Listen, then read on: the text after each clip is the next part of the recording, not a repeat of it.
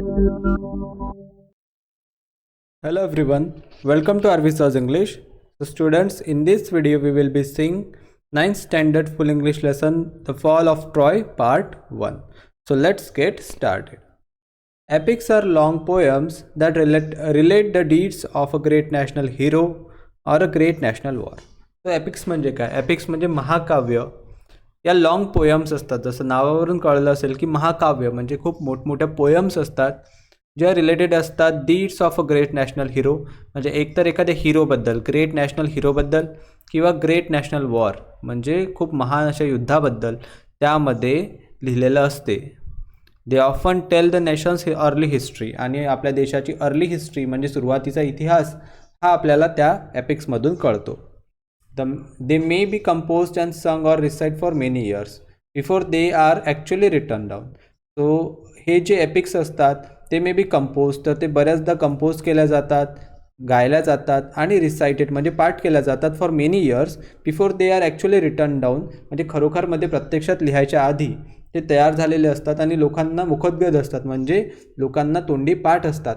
वर्षानुवर्ष ते गात आलेले लोक, नंतर कोणीतरी व्यक्ती त्याला मग लिखाण करून म्हणजे त्याला पुस्तकाचं रूप देतो. तो अशा प्रकारचे असतात epics. The two famous Sanskrit epics are the Ramayana, the Mahabharata. आपल्याला माहिती आहे की दोन संस्कृत महाकाव्य आपल्या देशामधले, ज्यामध्ये एक आहे रामायणा आणि एक आहे Mahabharata. And the two great epics of European literature written in ancient Greek are the Iliad and Odyssey. आणि एन्शंट ग्रीकमधील दोन महान युरोपियन लिटरेचरमधील दोन महान एपिक्स आहेत ज्याचं नाव आहे द इलिड आणि the Odyssey. Just as in Indian literature we go back to the stories of the stories from Ramayana and Mahabharata. So in the literature of western countries they go back to Iliad and Odyssey. आता ज्याप्रमाणे आपल्याला रामायण आणि महाभारताच्या कथा माहिती आहेत, आपल्या लिटरेचरमध्ये आपण त्या शिकतो, त्याचप्रमाणे वेस्टर्न कंट्रीजमध्ये इलिड आणि ओडिसे यांच्यामधल्या कथा शिकल्या जातात. Just as children all over India knows the name of stories of Ram and Sita, Yudhishthir and Arjuna and Draupadi, so children in western countries know the names of Hector, Odysseus and Achilles and Helen of Troy, the most beautiful woman in the world. So ज्याप्रमाणे आपल्या इथं मुलांना राम, सीता, युधिष्ठिर, अर्जुन, द्रौपदी या सर्वांची नावं माहिती आहेत, त्याचप्रमाणे वेस्टर्न कंट्रीजमध्ये Hector, Odysseus, Achilles, Helen of Troy, जी जगातली त्या काळात सर्वात सुंदर महिला जी आहे ती मानल्या जायचं तिला, अशा प्रकारे ह्या लोकांची नावं तिकडच्या लोकांना म्हणजे वेस्टर्न लोकांना माहिती आहेत. तर हेलन ऑफ ट्रॉय जी होती ती मोस्ट ब्युटिफुल वुमन होती इन द वर्ल्ड, आणि because of home the Greeks and Trojan fought for 10 long years, आणि तिच्यामुळे ग्रीक्स आणि ट्रोजन्स यांच्यामध्ये 10 वर्ष युद्ध चाललं होतं. Nobody knows for certain who the author of this early epics is. हे जे अर्ली एपिक्स आहेत, हे जे महाकाव्य आहेत, हे नेमकी कोणी तयार केलेले आहेत, त्याचा ऑथर कोण आहे हे कोणालाही माहिती नाही. It is thought that they arose and develop with the nation itself. असं म्हणतात की actually they arose and develop म्हणजे आपोआपच ते तयार झाले, आपोआपच डेव्हलप होत गेले विथ द नेशन इटसेल्फ, देशाबरोबर. And they are handed down from singer to singer till perhaps one great poet gave them their final form.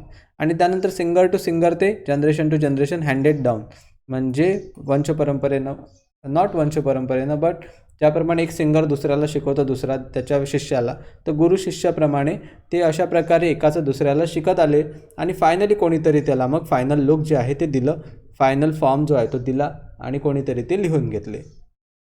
It is believed that the Iliad and the Odyssey were composed and recited by a blind poet named Homer. असं मानतात की हे दोन्ही जे epics आहेत ते एका आंधळ्या poet होता ज्याचं नाव होतं होमर, त्यांनी रिसाईट केलेले आहेत, त्यांनी स्वतः बनवलेले आहेत. हू लिव्ड अबाउट 900 BC, जो जवळपास 900 BC मध्ये राहत होता.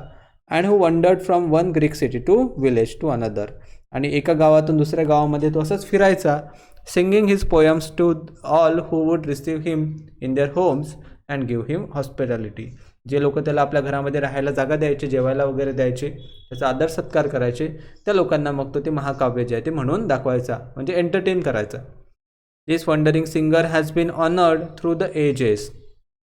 Not only in Greece but in all Europe as the father of European poetry. अशा प्रकारे हा जो वंडरिंग सिंगर होता, म्हणजे असा भटका जो गायक होता, त्याला संपूर्ण युरोपमध्ये ऑनर केलं जाते, सन्मानित केलं जाते, त्याला फादर ऑफ युरोपियन पोएट्री असं सुद्धा म्हणण्यात येते. पुढे बघा, the Iliad in the story of Ilium or Troy is the story of Ilium or Troy. The Iliad ही जी स्टोरी आहे, ही स्टोरी आहे इलियम किंवा ट्रॉयची.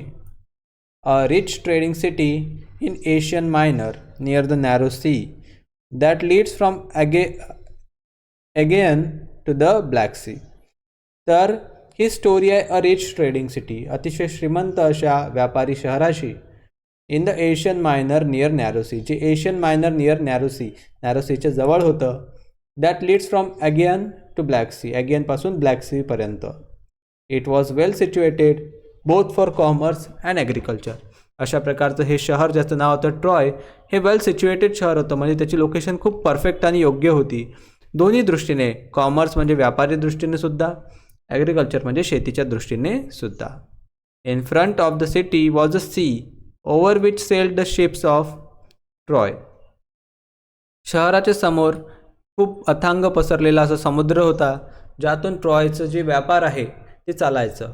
त्यामध्ये शिप्स चालायच्या, ज्या गुड्स आणि ग्रेन्स घेऊन व्यापार करत होत्या, म्हणजे सामान आणि धान्य याचा व्यापार जो आहे तो चालायचा. हे शहराच्या समोर. At the back rose the high peak of Mount Ida. आणि शहराच्या मागे माउंट इडा नावाचा पर्वत होता, माउंटेन्स होते. From which flowed many rivers and streams. आणि त्या पर्वतामधून खूप साऱ्या नद्या आणि झरणे वाहायचे. The valley among the hills were well watered and fertile. त्यामुळे त्या हिल्सच्या मधली जी व्हॅली होती, म्हणजे ट्रॉयच्या मागचा जो परिसर होता, तो वेल वॉटर्ड आणि फर्टाईल होता. पाण्याची कमतरता नसल्यामुळे तिथं खूप चांगली सुपीक जमीन होती. With corn growing in fertile fields and cattle feeding on the rich grass of the Medo while ship फेड on the slopes of the hills.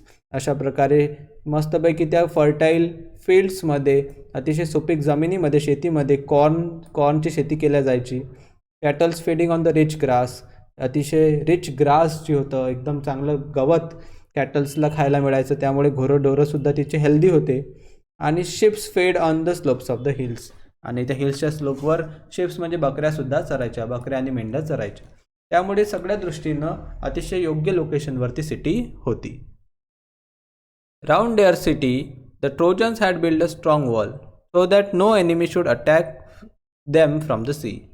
आता सिटीच्या भोवती जे ट्रोजन्स होते, ट्रोजन्स म्हणजे ट्रॉयमधले लोक, त्यांनी स्ट्रॉंग वॉल बांधलेली होती, अतिशय कठीण किंवा अतिशय पक्की अशी भिंत बांधलेली होती. त्यामुळे no enemy should attack them from the sea. त्यामुळे समुद्रमार्गे कोणीही एनिमी त्यांना अटॅक करू शकत नव्हता किंवा करायला नाही पाहिजे म्हणून. The wall was so broad that people could stand and sit and walk on it.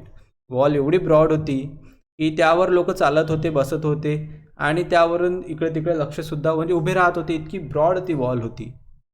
The great gate stood open and people could go to the sea shore outside. दिवसभर ते दरवाजे जे आहेत त्या वॉलचे ते ओपन असायचे, उघडे राहायचे, आणि गावातील लोक म्हणजे ट्रॉयमधले लोक हे बाहेर समुद्र किनाऱ्यावर जाऊ शकत होते. And people could go to the sea shore outside and come in as they please. आणि त्यांना वाटेल तेव्हा ते परतसुद्धा यायचे.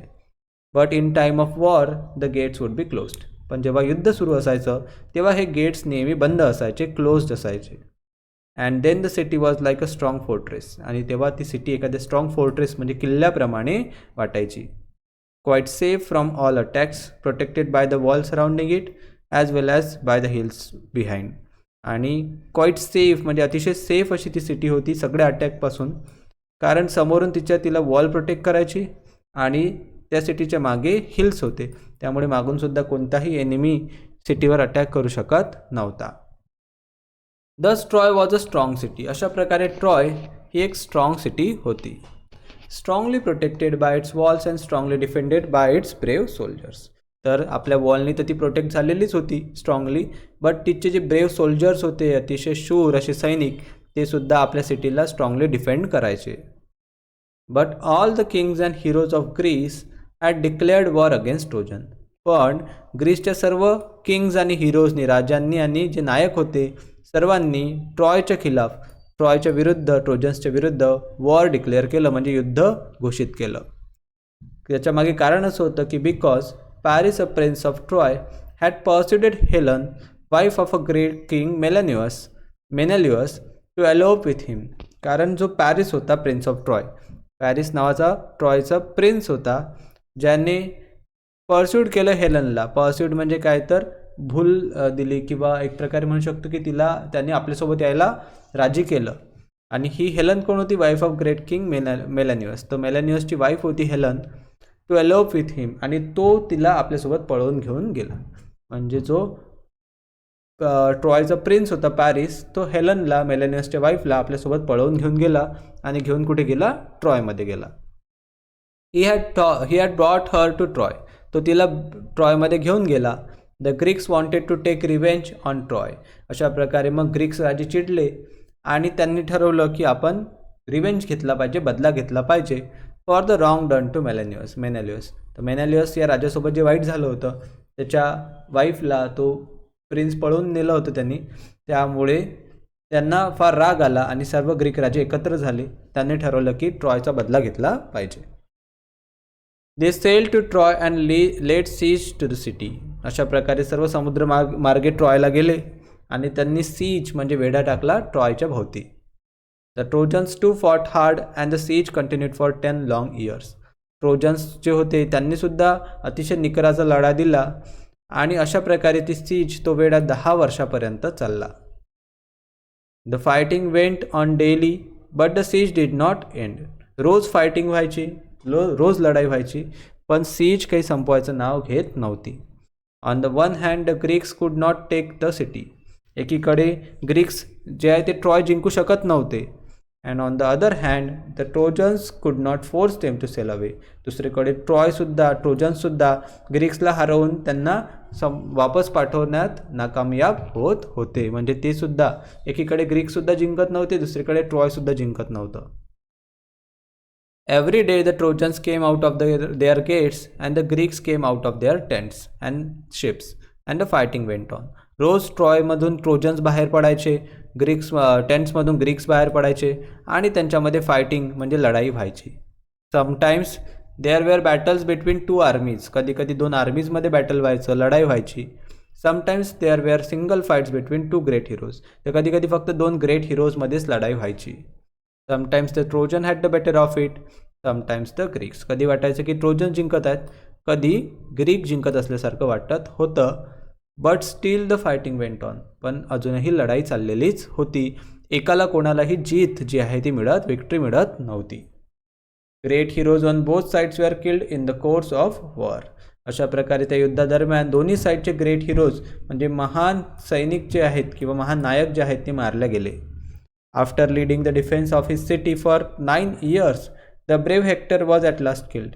आपल्या स्वतःच्या सिटीचं डिफेन्स 9 वर्ष लीड केल्यानंतर जो ब्रेव्ह हेक्टर आहे तो मारला गेला बाय अचिल्लिस. म्हणजे अचिल्लिसने त्याला मारलं. Whom none could resist. त्याला अचिल्लिसला कोणीही मारू शकत नव्हतं. But Achilles himself was killed later on by a poison arrow. पण अचिल्लिससुद्धा नंतर मारला गेला एका पॉयझन ॲरोमुळे, विषारी बाणामुळे. That entered in his heel. जे त्याच्या हील म्हणजे पायाचा भाग आहे, त्यामध्ये तो ॲरो घुसला आणि त्यामुळे तो सुद्धा मारला गेला.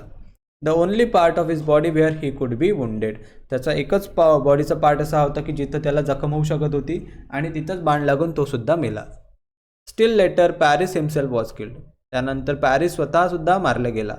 Also by a poison arrow. आणि तो सुद्धा विषारी बाणामुळेच मेला. The Trojans were tired of being shot up in their city. आता एकीकडे ट्रोजन्स जे आहेत ते 10 वर्षापासून आपल्या शहरामध्ये कैद होते, त्यांना बाहेरसुद्धा जायला मिळत नव्हतं, त्यामुळे आता ते थकून गेले होते. And the Greeks were longing to see their homes again. आणि ग्रीक्स दुसरीकडे आपल्या घरी परतण्यासाठी आसुसलेले होते. But still the fighting went on. पण तरीही फायटिंग चालूच होती. 10 वर्ष ही कंटिन्युअसली फायटिंग म्हणजे चाललेलीच होती, संपलेली नव्हती. आणि अशा प्रकारे इथे जो आहे तो पार्ट 1 एंड होतो. आय होप सर्वांना खूप चांगल्या प्रकारे समजला असेल. समजले असल्यास नक्की व्हिडिओला लाईक करा, मित्रांबरोबर शेअर करा. नवीन असाल तर सबस्क्राईब करायला विसरू नका. पार्ट 2 पाहणार आहोत आपण पुढच्या व्हिडिओमध्ये. तोपर्यंत टेक केअर. Good bye.